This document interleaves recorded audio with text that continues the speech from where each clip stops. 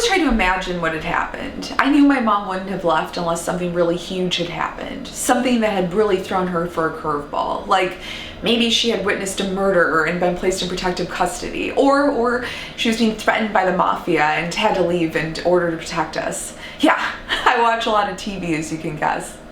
Yeah, I also used to imagine really romantic stories, like, one where her ex-boyfriend from the past, this gorgeous guy, had come back and swept her off her feet, and she fell in love with him. And yes, she loved us, of course, too, but she had to leave in order to protect my dad from them because he was just so heartbroken to see them together. I used to spend my days daydreaming about them together and thinking about them in Rome or Italy or Paris, France, or someplace that was really, really romantic together.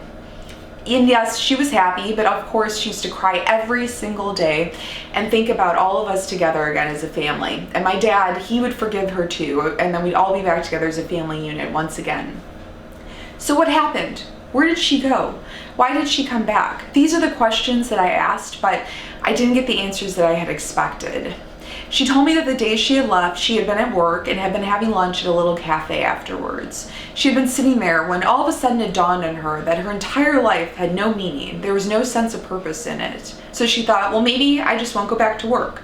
But then she thought about going home and talking to my dad and how awkward that would be and having to tell him that she had left work that day and how she'd have to spend her days cooking and cleaning and caring for his kids after that, when really deep down inside she knew that she felt like a little kid herself. So then she thought, well, what if I just never go home again?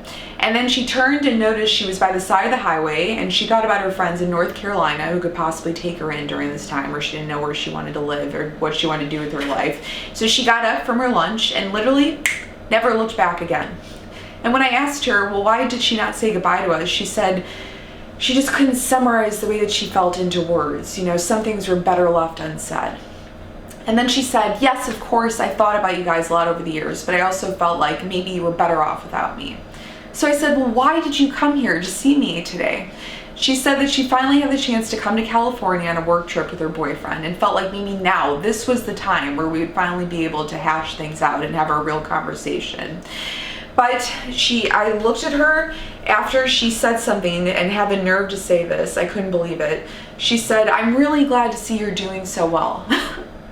And I looked at her afterwards and I thought, how would you know how I'm feeling? We hadn't spent 2 seconds of our time talking about anything to do with me.